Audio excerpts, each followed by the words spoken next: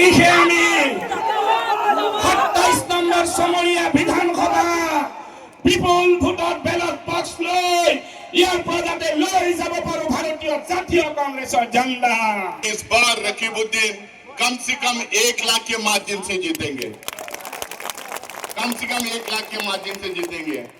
हर constituency में जो जीतता है या जीतती है वो एमएलए बनता है, लेकिन आपकी कॉन्स्टिट्यूंसी में एक को आप जिताते हैं, 2-2 एमएलए बनते हैं। रकीबुद्दीन नूरी खान आपके लिए काम करते रहते हैं। आप तमाम लोगों को क्या हालात है हिंदुस्तान में, आप तमाम लोगों को पता है। वहां पे नरेंद्र मोदी है, यहाँ पे छोटा मोदी है, हेमंत बिस्व शर्मा है। नरेंद्र मोदी क्या कर रहे हैं पिछले 12 साल से हिंदुस्तान में, वो क्या कर रहे हैं, क्या करवा रहे हैं, आप तमाम लोगों को पता है। खासकर उत्तर प्रदेश में क्या हो रहा है, मध्य प्रदेश में क्या हो रहा है, हरियाणा में, राजस्थान में, गुजरात में, महाराष्ट्र में, जहां जहां भाजपा की सरकार है वहां पे क्या क्या हो रहा है तमाम लोगों को पता है। जो लोग वहां पे जो काम कर रहे हैं वही काम हेमंत बिस्व शर्मा यहाँ पे कर रहा है। लेकिन आज हिंदुस्तान में भाजपा के खिलाफ, मोदी के खिलाफ, हेमंत बिस्व शर्मा के खिलाफ, योगी आदित्यनाथ के खिलाफ अगर कोई लड़ रहा है तो राहुल गांधी और मल्लिकार्जुन खड़गे साहब लड़ाई कर रहे हैं। अगर उनके खिलाफ कोई खड़ा है तो इंडियन नेशनल कांग्रेस खड़ी हुई है। आज कांग्रेस पार्टी के सारे नेता पूरे देश भर में भाजपा की हर दिन लड़ते रहते हैं। आप पार्लियामेंट के प्रोसीडिंग्स देखते हैं, पार्लियामेंट के अंदर, पार्लियामेंट के बाहर, सड़कों पे, हर जगह कांग्रेस पार्टी इनके खिलाफ खड़े रहती है और इनके जो मंसूबे हैं उसको नाकामयाब करने की कोशिश करते।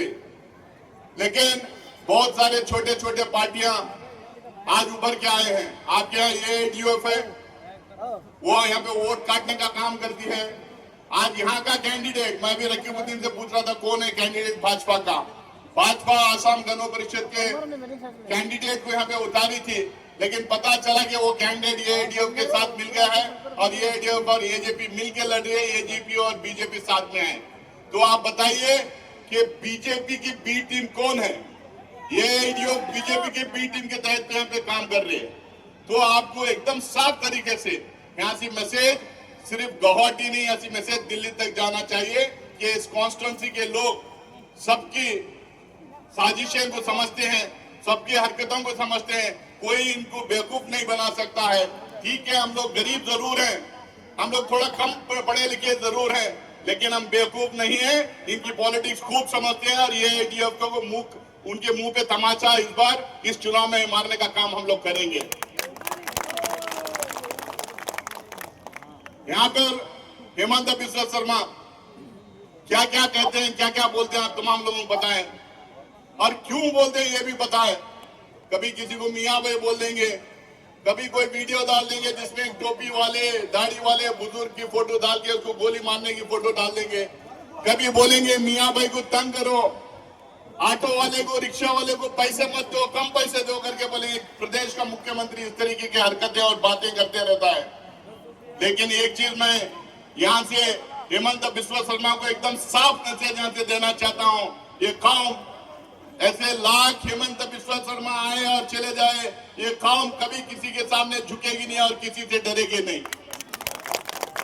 वो कितना भी हमें डरा ले, कितना भी धमका ले, कितनी भी कोशिश कर ले हमें सताने की, लेकिन ये कौम डरेगी नहीं।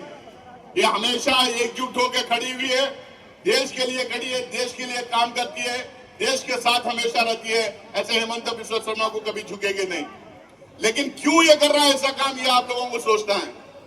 आखिरकार क्यों ये हिंदू मुस्लिम करता है, क्यों इंडिया पाकिस्तान करता है, क्यों घुसपैठियों की बात करता है, क्यों बांग्लादेशी की बात करता है, क्यों बंगाली आसामीज की बात करता है? क्योंकि 2016 में भारतीय जनता पार्टी जब चुनाव लड़ती थी तो बड़े बड़े वादे उन्होंने किया था, लेकिन कोई भी वादे पे खरा नहीं उतरा, किसी भी वादे को पूरा नहीं किया। 2016 के बाद हेमंत बिस्व शर्मा जब 2021 में मुख्यमंत्री बनने वाले थे, उस टाइम पे भी 16 में जो वायदे किए थे वही वायदे 21 में किया उन्होंने, क्योंकि वायदे 16 के पूरे नहीं हुए थे। फिर वही वायदे फिर पूरे नहीं हुए तो अब क्या करेगा बेचारा? यही सब करेगा, हिंदू मुस्लिम करके वोट लेगा, इंडिया पाकिस्तान करके वोट लेगा। हेमंत बिस्व शर्मा आसाम का मुख्यमंत्री बनकर, आसाम की सरकार का मुख्यमंत्री बनकर हर चीज में लूटपाट किया है। इरिगेशन प्रोजेक्ट में लूटपाट, सैंड में लूटपाट, माइनिंग में लूटपाट, नौकरियां देने में लूटपाट, पेपर्स लीक करवाने में लूटपाट। कोई ऐसा ठेका नहीं आसाम में जिसमें उन्होंने लूटा नहीं। एक तरफ सरकार का मुख्यमंत्री बनकर लूटपाट मचाया है, दूसरी तरफ आप देखेंगे तो वो सिर्फ सरकार का मुख्यमंत्री नहीं है, सिंडिकेट माफिया जो आसाम में अलग अलग सिंडिकेट माफिया जो चल रहा है उसका भी मुख्यमंत्री हेमंत बिस्वा शर्मा है। आज हम लोग बार बार पूछ रहे हैं ये केला का सिंडिकेट कहां से आ गया, पान का सिंडिकेट, सुपारी का सिंडिकेट, चूना का सिंडिकेट, हर चीज का, ये बालू का सिंडिकेट, माइनिंग सिंडिकेट, नौकरियों का सिंडिकेट, हर चीज का जो सिंडिकेट यहाँ पे चल रहा है ये सिंडिकेट माफिया का मुख्यमंत्री भी हेमंत बिस्वा शर्मा है। दो कमाई, एक तरफ सरकार से लूटपाट करता है, दूसरी तरफ सिंडिकेट माफिया से लूटपाट करता है। ये पैसे कमाकर, पैसे खर्च कर चुनाव में जीतने का काम करता है। ये पैसा ले जाके हिंदुस्तान के कोने कोने के में, हिंदुस्तान के दूसरे प्रदेशों में जाके भारतीय जनता पार्टी को फंडिंग करने का काम करते रहता है। तो इसीलिए आप लोगों को जरूरी है आज एक तरफा होके एक आवाज में आप रकीबुद्दीन को और इंडियन नेशनल कांग्रेस को वोट देके जिताएं। मैं ज्यादा बात नहीं करूंगा, सचिन पायलट जी को बात करना है और अंधेरा होने के पहले हम लोग को उड़ना भी है। हमारी सरकार है कर्नाटका में, तेलंगाना में, हिमाचल प्रदेश में, पहले राजस्थान में, छत्तीसगढ़ और मध्य प्रदेश में जब थी, हम लोग हर महिला के अकाउंट में 2,500 रुपए डालने का काम करते थे। कर्नाटका तेलंगाना में आज भी हम डालने का काम करते हैं। अरुणोदय स्कीम में भारतीय जनता पार्टी 3,000 रुपए आप लोगों को वायदा की थी, लेकिन हम 1,250 रुपए देती है।